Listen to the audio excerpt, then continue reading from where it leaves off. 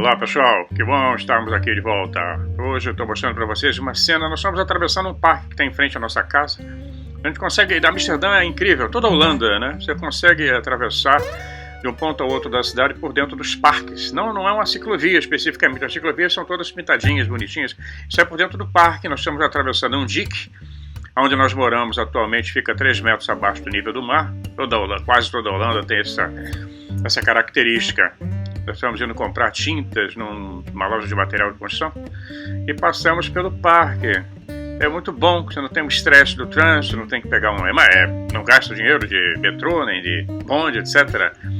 Isso é muito bom. E a Europa, eu não posso falar mais da Holanda, mas a Europa tem excelentes estradas, excelentes meios de transporte. Nós podemos ir para qualquer lugar sem problemas. As pessoas que falam mal da Europa, porque nunca moraram na Europa, e falam pra caramba, falam mal aí nos vídeos, eu tenho escutado cada absurdo. Pois é, mas é muito bom, é um prazer. E é seguro, além disso é muito seguro. A Holanda é um pequeno reino, tem menos habitantes do que a grande São Paulo, muito organizado. Cobra imposto caro pra caramba, mas a gente recebe de volta. Isso é fantástico. As casinhas que tem do lado ali, direito do vídeo que vocês estão vendo, custam mais caras do que um apartamento bem no centro, em downtown. Muito mais que €1 milhão, muito mais.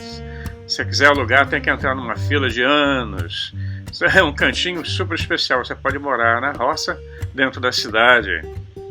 E essas imagens aqui são uma espécie de despedida. Daqui a algum tempo nós estaremos com uma outra paisagem. Estamos mudando para o outro lado da cidade. Depois eu mostro a vocês um apartamento melhor, maior, com características impressionantes, e onde eu vou poder inclusive fazer minhas lives agora, né? Tem mais espaço. Olha, as casinhas são maravilhosas. A Magdalena está me acompanhando lá atrás, enquanto eu vou filmando aqui. Mas é fantástico. E nós estamos com a temperatura de 10 graus, o que é maravilhoso. Em céu azul, tem chuva prevista para daqui a pouco, por isso nós estamos correndo para fazer as compras para voltar logo. Hoje nós vamos falar sobre o Egito. Vamos voltar mais um pouquinho, dar um pulinho lá no Egito e fazer alguns comentários sobre o Livro dos Mortos e como é que nós podemos interpretar o Livro dos Mortos, né, com uma nova visão. É como um culto cargo, o Livro dos Mortos. Na verdade, ele mostra ali naquelas mensagens codificadas, naquelas litâneas ou orações, como é que se fazia para passar para o afterlife, ou outro mundo. Aqui agora eu vou esperar a Magdalena, tá vendo aí? Ó. Bem igual um foguete. Ela é o foguetinho.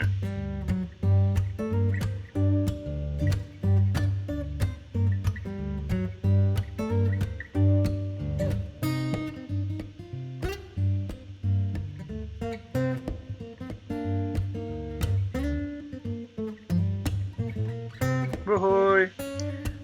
Dui! Alô! Lá vai ela. E assim atravessamos para o lado industrial e comercial da cidade. Subúrbio, né? Como se diria.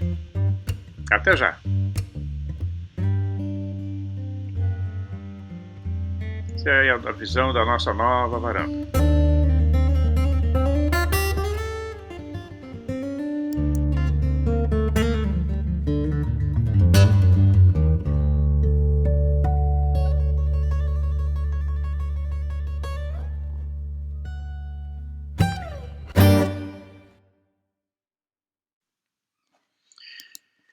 Pois é.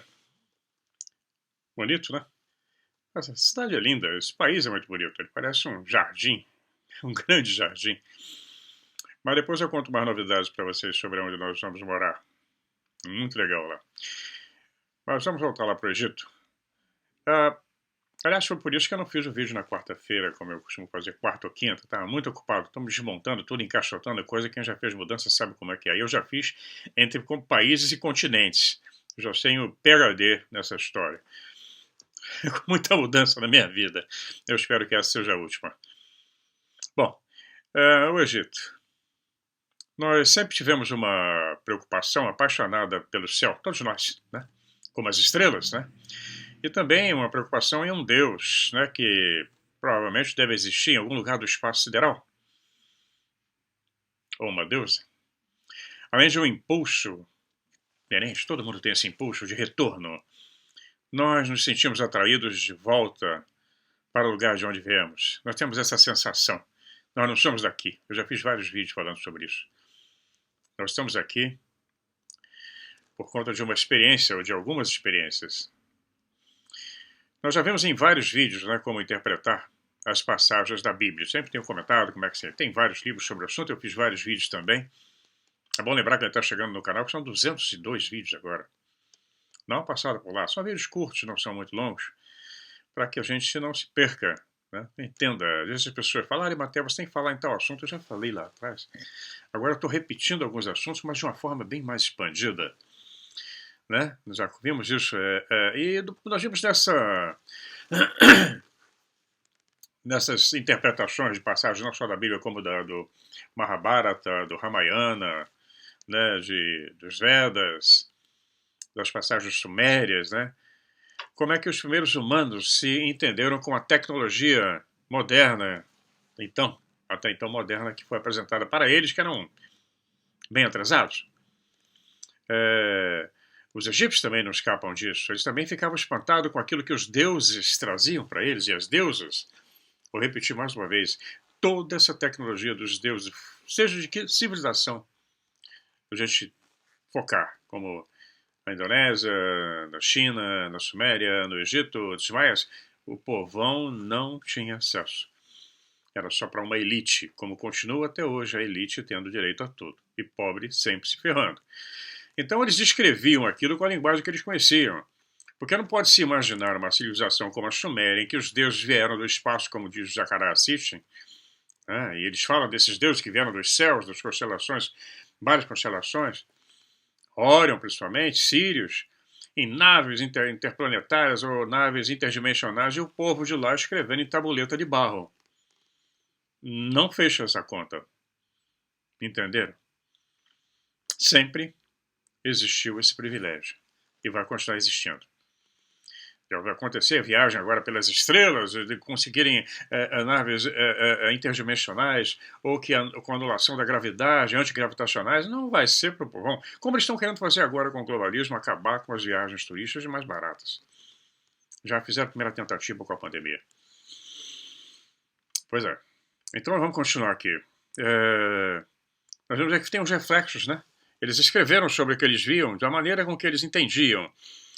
Então nós aplicamos essas técnicas do culto ao cargo aos egípcios. Nós não precisamos olhar muito. Né? Eu já comentei outros vídeos para 5 mil anos atrás, 5, 6 mil anos, 10 mil anos, para encontrar evidências da perplexidade da humanidade com relação aos veículos metálicos ou interdimensionais que vagavam pelos céus. Um fenômeno que os antropólogos chamam de culto cargo, né? Vejam lá o vídeo Culto ao Cargo, depois lá na descrição eu vou deixar o número do vídeo. Né, esse culto começou a aparecer nas ilhas remotas do Pacífico Sul e lá da Indonésia no final da Segunda Guerra Mundial. Né, os índios formaram esses cultos celestes depois que receberam presentes e muita coisa, muito material desses pilotos daqueles aviões que chegaram lá, americanos, japoneses, australianos. Os ilhéus não tinham visto avião antes. Quem já viu a história da Indonésia? A Indonésia são 3 mil ilhas. Você tem a raça malaia, né? Tem a raça de várias misturas raciais, a indiana. A Magdalena, por exemplo, é da raça malaia. Os ancestrais dela. Mas também tem o negroide, que são os da ilha de Nova Guiné.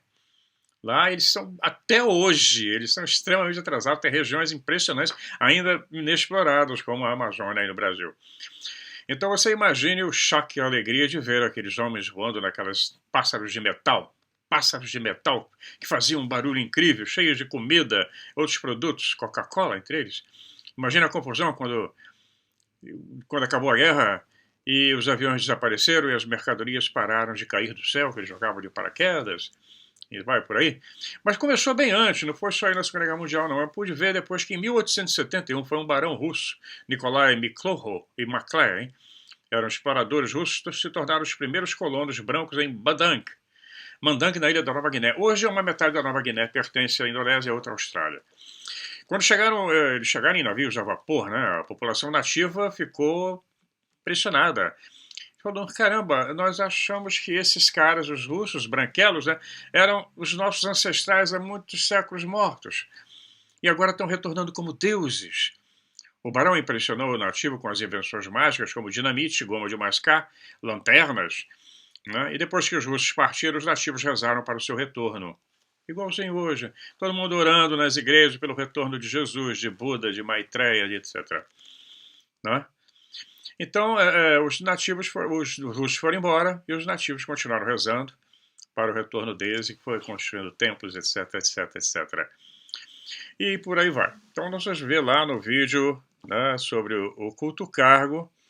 Até hoje existe o culto ao John Frum, nas ilhas do Pacífico. Eles continuam lá se vestindo como militares, fazem rifles de bambu, aviões de bambu, de caniços de bambu, fazem pistas de pouso, ficam olhando para o céu, esperando a volta de John Frum e a volta da carga, do cargo, das bonitas cargas que eles recebiam, biscoitos, etc., remédio, um rádio, eles podiam falar com outras pessoas, os deuses usavam aquele sistema de comunicação. Exato. Já vimos isso, né? A história continua. Tem uma outra história dentro da história. Depois que os russos foram embora, chegaram os alemães. Isso em 1884.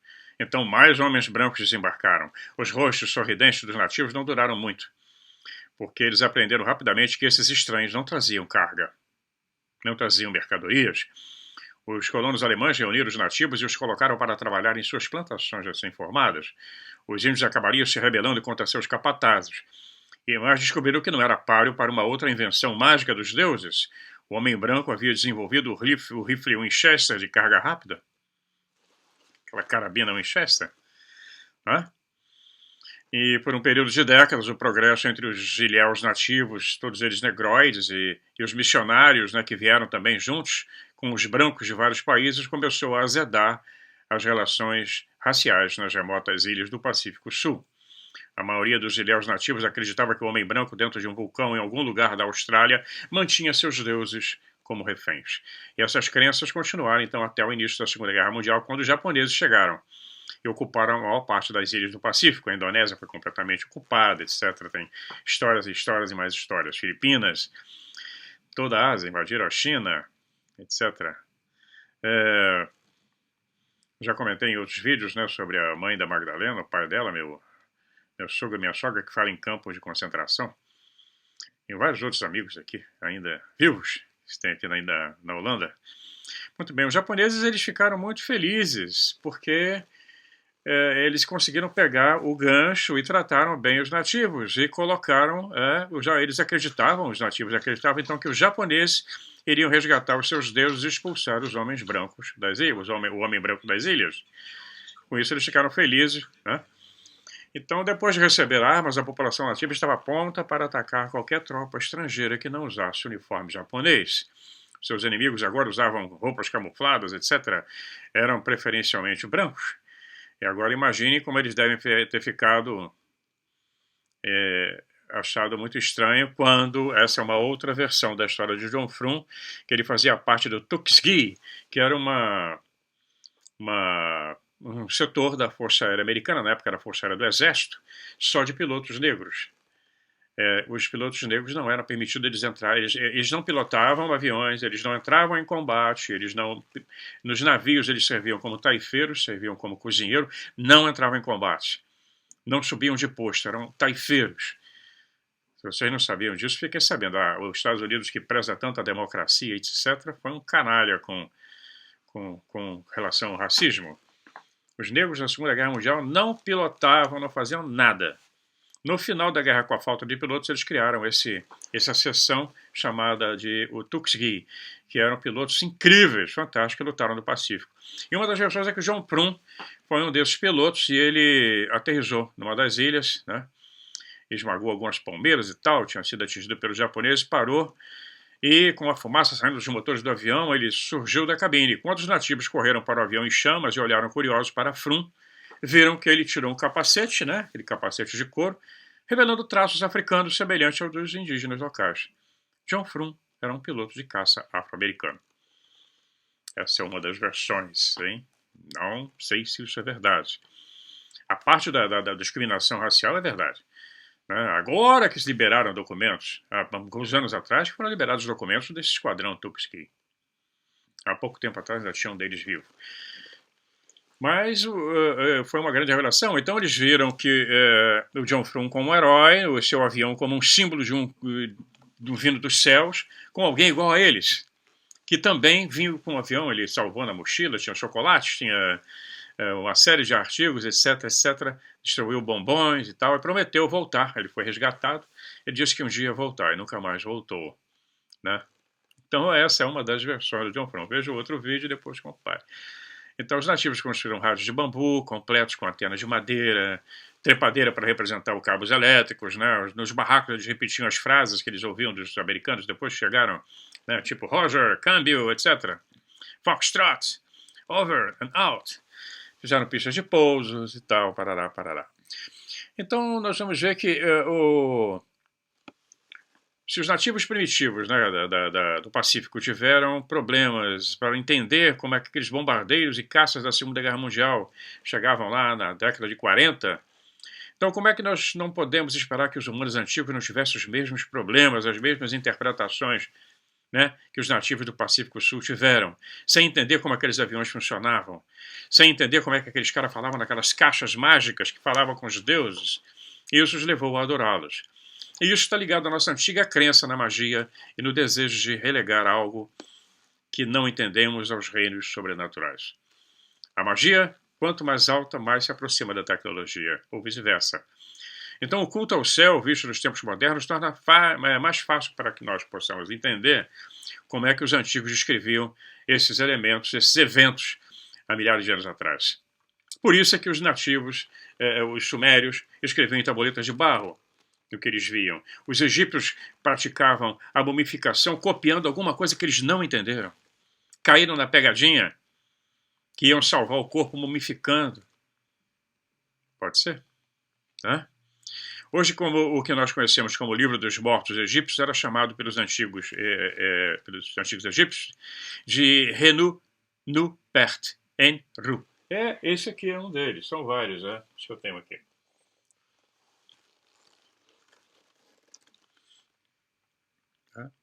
É muito bonito. Esse é todo ilustrado, tem várias ilustrações, vários artigos. Esse eu trouxe do Canadá.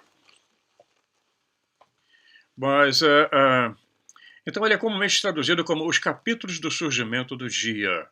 Esse livro foi um guia, ele era um guia importante, cheio de ritos funerários e instruções na preparação dos antigos egípcios para a vida após a morte. Era um manual, como é que você tem que fazer depois que morre.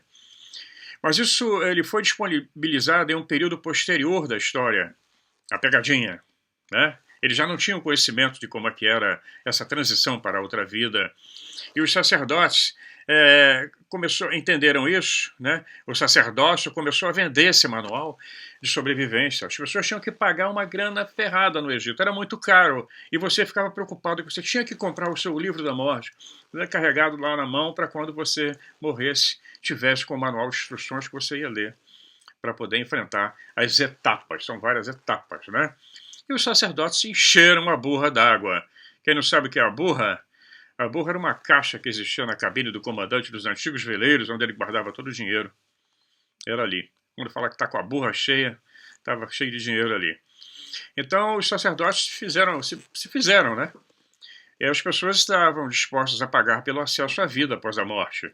E aí inicia-se um ciclo de controle de massa através da religião que continua até os dias de hoje. Os pastores vivem aí cobrando dinheiro de todo mundo. Se você não tem o salário, pede emprestado, canalha. Não é? Quantos deles fazem isso? Eu já vi, hein? Já vi isso pertinho de mim. Né? Então o livro de Egípcio dos Mortos contém alguns dos conhecimentos escritos mais antigos do mundo e vai muito além de simples feitiço e remédios antigos. A coleção de capítulos funerários apareceram pela primeira vez em túmulos egípcios por volta de 1600 a.C., que eles conseguem datar. Essas datações sempre são falhas. O exemplo mais famoso disso é o papiro de Ani. Vocês podem procurar na internet, vão encontrar vários pedaços, né, falando sobre o papiro de Ani. Talvez encontre até em PDF. Ele é mantido em excelentes condições, ele tem mais de 7 metros de comprimento, no Museu Britânico, no Museu de Londres. Esse famoso papiro representa uma pequena porção dos enormes arquivos de textos egípcios do Museu de Londres. Muitas seções do Livro dos Mortos nunca foram vistas publicamente. Algumas têm mais de 3.500 anos de idade. No entanto, não temos estudiosos se debruçando loucamente sobre esses documentos o tempo todo. Não tem mais. Né? E muita coisa está lá dormindo. 70% do Antigo Egito ainda dorme sobre as areias do deserto do Egito. Fora que está enfiado em museu que ninguém mais pesquisa. Já se estabeleceu um padrão para a interpretação dos heróis e acabou. Nós estamos precisando de gente para isso. Gente que vá lá. Infelizmente, no Brasil, eles até queimaram o museu aí. Para mim, queimaram. É a minha opinião. Eu trabalhei naquela área. Conheci quem tomava conta lá. Pois é. Então, vamos ver que nos últimos 100 anos, apenas conhecemos 30% do conteúdo que está jogado aí nos porões de museus. Então tem espaço para se pesquisar muito mais, para se descobrir muita coisa, mas eles fazem questão de manter isso em segredo, não tenho dúvida. Não pode mudar, não. Agora, eu soube aí, não sei se isso é oficial, que colocaram os documentos da Operação Prato sob sigilo eterno. Eu nem sabia que tinha sigilo eterno. Tem sigilo de 100 anos, 200 anos, 50, 25. Sigilo eterno, olha bem. É uma assinatura de que a coisa foi real, né? Não tenha dúvida. Enquanto isso, nos Estados Unidos, um departamento do Pentágono, agora criado para estudar os objetos voadores não identificados, liberaram mais filmes. Eu vou deixar aí com vocês embaixo na descrição do vídeo, para que vocês assistam pelo menos as imagens. Eu não posso colocar por causa do copyright. Mas eu já vi, liberaram mais 3 ou 4 vídeos desses objetos, dessas sondas, seja lá o que for, passando em bases americanas no Iraque, no tempo da guerra. Eu espero que eles estejam aí olhando o que esses caras estão armando, né, em cima dos russos e dos americanos também. E evitem que algum imbecil vá lá e... Né? E da OTAN, quando eu falo OTAN é americana, os Estados Unidos e Inglaterra, eles dominam a Europa, estão dominando uma boa parte aí do mundo. E eles são do mal. Bom, as nossas buscas então nos levam então à teoria dos antigos astronautas lá no Egito, e começa com as traduções feitas pelo respeitado linguista egípcio chamado E.A. Wallace Budge. O livro dele é o livro sobre literatura egípcia. E aí ele traz ali os contos egípcios, hinos e litânias. Litânias são orações.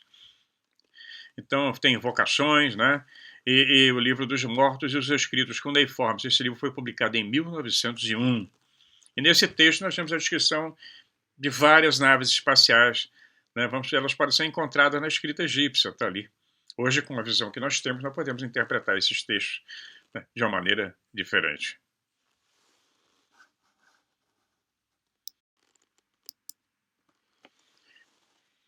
Então, vamos ver que nos textos eles estão descrevendo naves espaciais, e a visão dominante é que esses, quando você lê, você vai ler, eles falam sobre barcos celestes. Mas barcos foram feitos para flutuar na água. Mas se os antigos egípcios viam o Nilo como a Via Láctea, então por que não assumir que eles estavam falando de barcos celestiais, ao invés de barcos que cruzam as águas?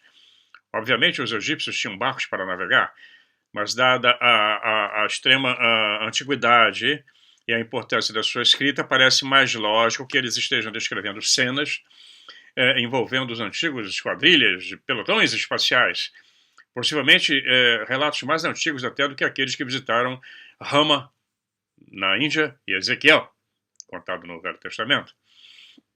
Então, lendo com as nossas mentes do século XXI, nós vamos encontrar as citações abaixo, né, da tradução de Budge, os primeiros escritos egípcios, né, e vamos ver que eles estão relacionados com os deuses, escondidos em suas estações espaciais ou portos espaciais. E também estão descrevendo naves extremamente velozes, veículos espaciais capazes de viajar para as estrelas. Na literatura hindu, eles falam claramente, viajando pelas estrelas, pelos planetas, cidade espacial, etc, etc. Mas aqui no lado ocidental, a descrição que nós temos melhor é a dos sumérios e a dos egípcios.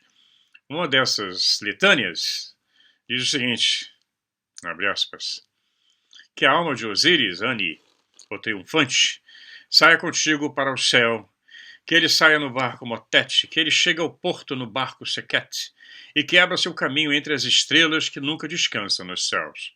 E no Arrá, Papiro de Anne, número 10.470, folha 20.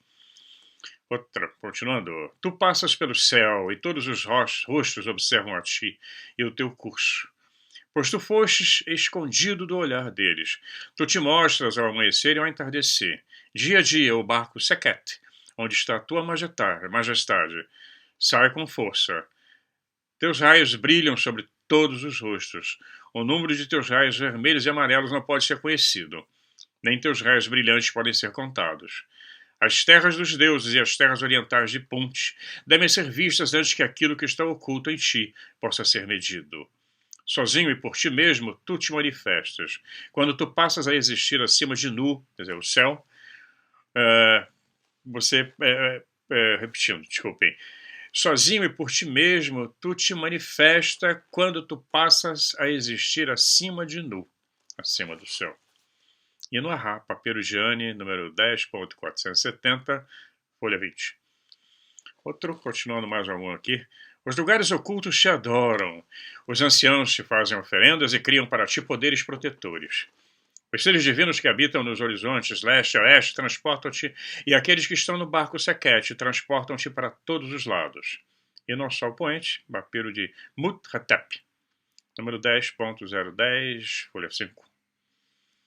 Aqui tem um outro verso que descreve ancestrais alienígenas divinos, decolando e criando uma onda de fumaça de fogo, né?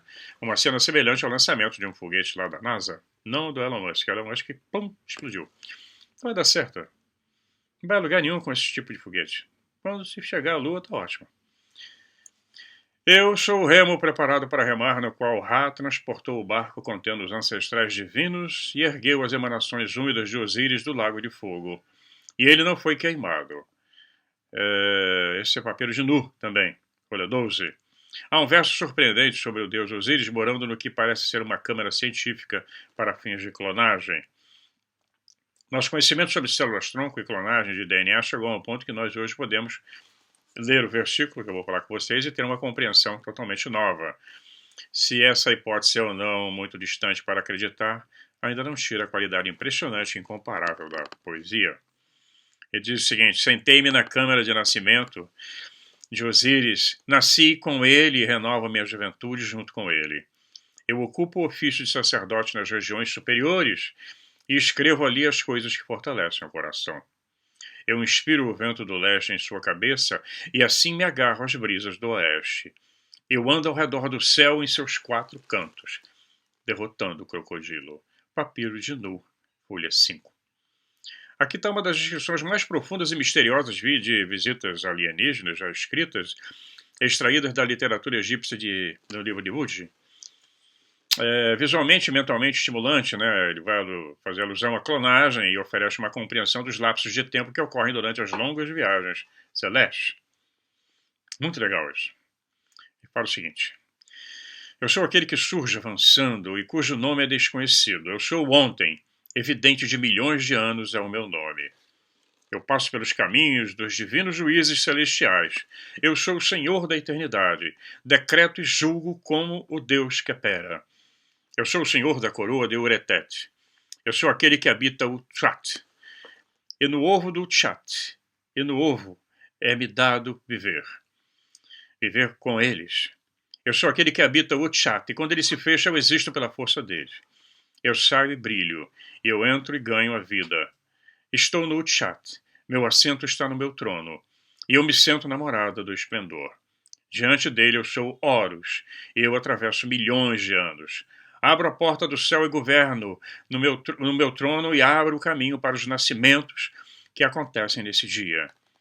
Eu sou a criança que marcha ao longo da estrada de ontem. Eu sou hoje para incontáveis nações e povos. Eu sou aquele que os protege por milhões de anos. E sejam vocês habitantes do céu ou da terra, ou do sul ou do norte, ou do leste ou do oeste, o medo de mim é em seus corpos. Eu sou aquele cujo ser foi moldado em seu olho e não morrerei novamente. Meu momento está em seus corpos, mas minhas fórmulas estão em meu lugar de habitação. Eu sou aquele que não pode ser conhecido. Mas os vermelhos têm seus rostos voltados para mim. Eu sou o desvelado. Do papiro, abolindo as matanças. Folha 6. Né? Então nós temos várias descrições aí, mas é uma infinidade delas. Esse livro é interessante. Vale a pena procurar. Bom, tem um verso curioso que parece descrever uma narrativa em primeira pessoa de testemunhar uma nave espacial e implica que esse indivíduo foi levado em voo espacial ou foi autorizado a voar junto com uma frota. Muito bom. A palavra peculiarmente declarada na última linha sugere que o DNA dos macacos antigos e o nosso poder pode ter sido experimentado em algum momento no passado, né? Como nos sumérios, né? Como Enki. Não é segredo que nosso DNA tem muito em comum com os dos primatas. E para os antigos egípcios, referir-se aos macacos como sendo divinos reflete seu conhecimento do genoma da humanidade, assim como os indianos, hindus também. E o que ele fala é o seguinte, nessa litânia. Salve, ó chamas brilhantes e brilhantes que mantêm seu lugar atrás de Ra e que marcam atrás dele. O barco de Ra está com medo do redemoinho da tempestade. Brilhai, então tornai-vos visíveis. Eu vim diariamente junto com Deus Sekara, da baía do seu lago sagrado. Eu via Maat, deusas, passarem, e os deuses leões que pertencem a eles. Eu fiz o caminho na frente do barco de Ra, e me elevei em seu disco divino. Eu sou aquele que habita entre os deuses. Venha, deixe-me passar no barco, o barco do Senhor. Ra. Veja, o Heru-Ur. Há uma chama, mas o fogo foi extinto. Eu fiz minha estrada, ó pais divinos e seus macacos divinos, do papiro navegando no grande barco. Papiro de Nu, folha 28. A ladainha de Ra é a mais esotérica de todos os antigos escritos egípcios. O rito especificado nesse texto originou-se em Tebas, das paredes que adornam os túmulos dos faraós, e talvez um quarto tenha sido descoberto. Eduardo Naville traduziu essas passagens de textos publicados na França em 1875, e hoje eles ainda estão guardados lá no Museu Britânico. É assim, homenagem a Ti-Ra, poder supremo, o único, o corajoso que molda o seu corpo, aquele que chama seus deuses à vida quando chega em sua esfera oculta. Poder supremo, aquele que brilha quando está em sua esfera e que envia sua escuridão para sua esfera e que esconde o que ela contém. Aquele que ilumina os corpos que estão no horizonte, aquele que entra na sua esfera, aquele que desce as esferas de Amenте. Sua forma é de Turn, é a urna das criaturas, a única que une substâncias geradoras de vida. Na sua forma é a de Horus, o brilhante que brilha nas águas da inundação. Sua forma é de Num e sai continuamente de sua caverna altamente misteriosa. Aquele que chama os corpos para o empírio, ele se desenvolve, que destrói seu veneno. Sua forma é a do transformador, o ser com o rosto misterioso, que faz mover o olho divino em sua forma, e a sua forma é a de Shai, aquele que une as substâncias, que afunda a sua forma, e quem une as substâncias, aquele que inventa coisas secretas e que gera corpos. Sua forma é a do invisível, progenitor, o mestre dos ganchos, aquele que luta contra os seus inimigos, o único mestre, o mestre dos macacos. Aquele que envia chamas para suas fornalhas, aquele que corta a cabeça daqueles que estão nas regiões infernais. Sua forma é a do Deus da fornalha, o poder supremo, o mestre da luz que revela as coisas ocultas. E vai por aí afora. É muita coisa para eu ler num vídeo só. Né? Então, nós vemos que essas linhas litâneas, né, que chamam-se litâneas, são orações, elas contêm uma ampla gama de tópicos misteriosos, muito além do que podemos imaginar. E muito menos do que os humanos primitivos poderiam, como eu falei no início do vídeo. Se aplicarmos o que sabemos sobre a tecnologia hoje nessas descrições desses documentos, nós vamos ver que aparecem múltiplas naves espaciais trabalhando em conjunto umas com as outras para expressarem de uma forma poética e metafísica profunda filosofias, equações científicas e, o mais significativo de tudo, uma compreensão das técnicas de manipulação e clonagem de genes. As raízes desses mistérios alienígenas pré-dinásticos, antes das dinastias egípcias, podem ser rastreadas até o início da mitologia egípcia, já falei sobre isso algumas vezes, onde uma deusa celestial, formosa, maravilhosa, conhecida como Hathor, afirmou que ela era de fato uma alienígena de uma galáxia distante. Pois é. Pois é, pessoal. Até final de semana. Talvez quarta-feira, conforme for. Não prometo, porque nós estamos de mudança. Mas, com certeza, até o final de semana. Até lá e se cuidem. Fiquem na paz. Um abraço meu e da Magdalena.